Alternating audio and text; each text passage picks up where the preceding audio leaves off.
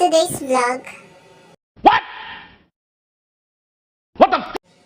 ay this video, dahil pasukan na, ipapakita ko sa inyo kung anong usually ginagawa ng mga mamis natin.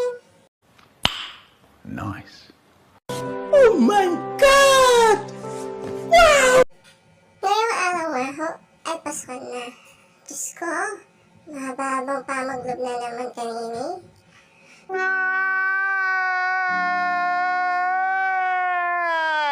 Hindi lang ang mga bata ang nulog, pati tayo rugo. Mga guys, alam nyo, yung mga ganitong panahon, yung pamaglob ng mga bata, kailangan natin yung mahabang pasensya.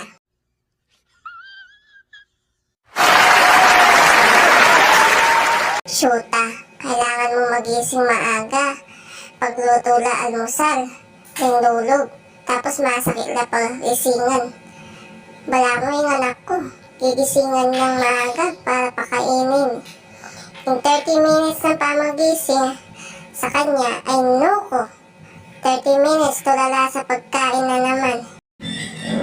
Yung mga oras na po yan, naghuhugas na ako ng pinagkainan. Hindi ko na pala na-videoan yung pagising ko ng maaga at pagluto ng babonin ni Papa sa trabaho.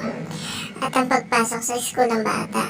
Pag-uwi ko nga, pisahan ko na nga yung mga gagawin ko.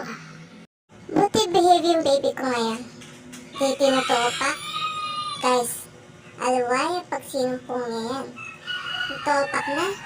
Eh na ako makagalo obra pag yan sinumpong. Loko, yan sa limok ka sa yan. Matakot na kamo pag may pukpuk na yan. Fast forward. Pagtapos ko nga maghugas, inupisahan ko na nga ang pagwawali. Sa loob ng bahay at sa labas. Story time. Paano nga ba ako naging full time, ma'am? Ito na nga. Alam niyo ba guys, bago ako maging full time, ma'am, nagtatrabaho ako bilang factory worker. Last previous work ko, mga wire. Eto na nga, napag-isip namin ni Papa na titigil ako para may magbantay sa mga bata. Lalo na may maliit pa kami. Dati naman mama ko nagbabantay sa mga bata. Pero dahil bumukod na kami ni Papa, kaya no choice tayo. Patitigil ako sa work. Pinag-isipan namin ito na mabuti. Kung kakayanin ba namin. Lahat sa dami ng bayarin, tulad ng bahay, tubig, ilaw at marami pang iba. 1 minute, 37 seconds later. Shoot a kills, magsisigong nini, wala akong tatalang pera. May walang ganon. Kaya guys, ito lang mapapayo ko sa inyo. Bago kayo gumawa ng hakbang sa buhay nyo, pakaisip-isip A few moments later. pa, para ako magsisiking talwi. 1 hour later. Dito nga ay tapos na ako magwalis at tinumpisahan ko na magsaing. Dini nga ho, malapit na ako matapos. Konting kimbot na lang at matatapos na ako magwalis. Pinutuan po pala namin dyan ay super kalan.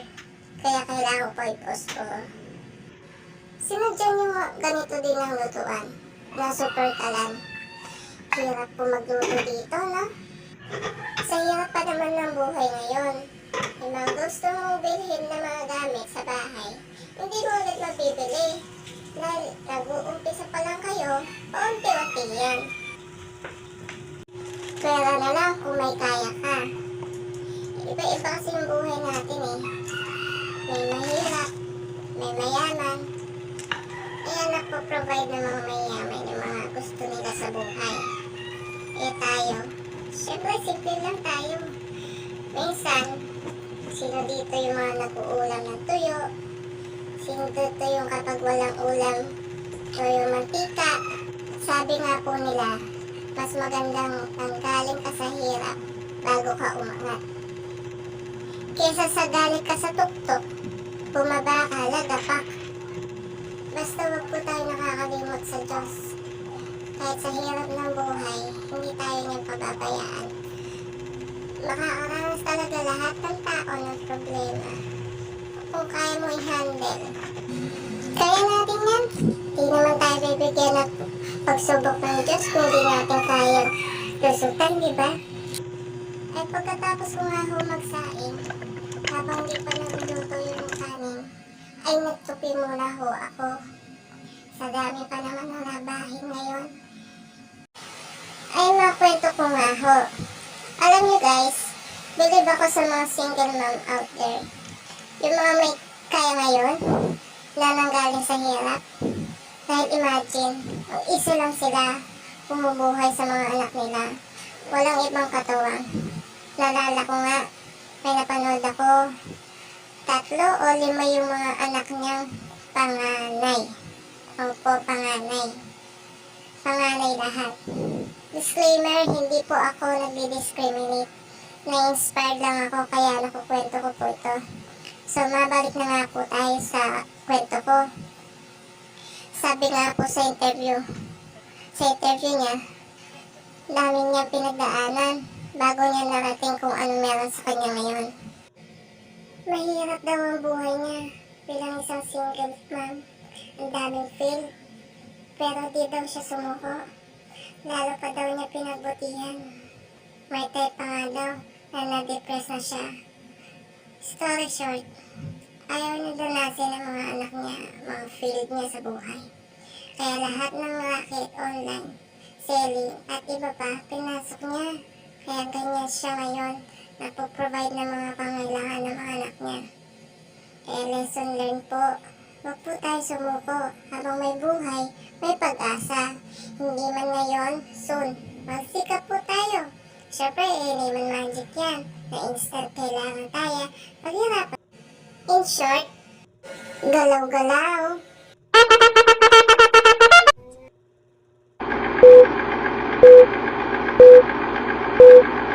Ay dito nga ho, patutulugin ko na yung anak ko para makapag-start na ako makapaglaba. Madali lang naman patulugin to. Nasa subaybayan nyo to, itong video na to.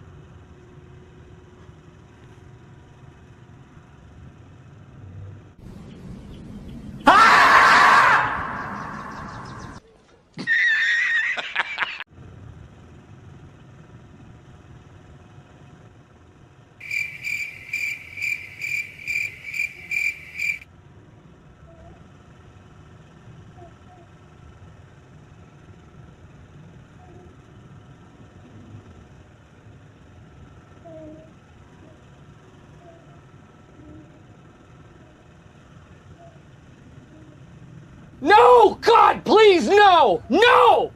No! No! Yeah, boy.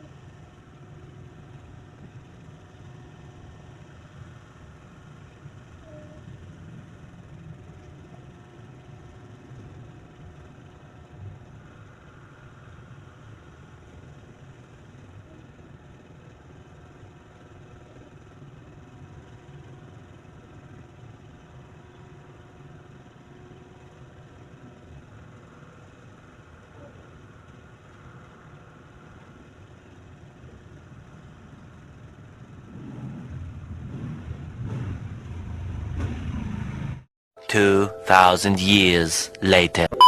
Ay, salamat. Nakatulog din. Hirap mo patulogin, anak. Masyam-syam. Kaya ka matutut. Sa part na to, hindi ko alam gagawin ko. Naksyuta. Dudurot kurugo. Ay. At ito na nga, mga mas. Inupisahan ko ng paglalaba. At masyam-syam, mabing kurugo. Basta sa mga oras na po to, pinabalawan ko muna yung mga damit para matanggal yung mga dumi bago ko laban ng sabon. Guys, sa totoo lang po, wala na akong alam sabihin sa part na to. Ang hirap po pala mag-vlog, no? Lalo na mag-isa ka lang. Lahat ginagawa mo. Tapos, cellphone lang gamit mo sa pag-record ng video. Dahil mag-isa ka lang, sa pag-record, kung saan mo nilalagay yung cellphone mo, kung saan maganda yung angulo ng video. Kaya nagpapasalamat po ako kung hanggang ngayon pinapanood mo itong video na to. Salamat po. Mabalik na nga ho tayo sa ginagawa ko. Sa part pong ito, nilalaban na ako. Sinasabong ko na yung labahan. Inuuna ko na po yung puti dyan, bago yung decolor. At kinipin, mag-start na akong may nyable. Na akong may kabit yung magluglup. Baka na, magwala ni. May gising ni nanak.